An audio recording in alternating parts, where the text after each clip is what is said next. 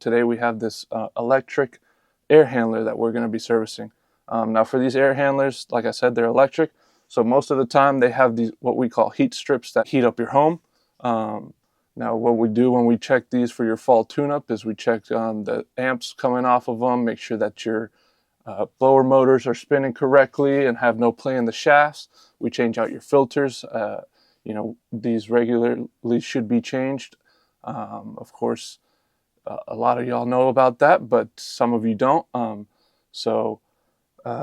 We check that. We check your drain lines, make sure that everything is clear up in your drain.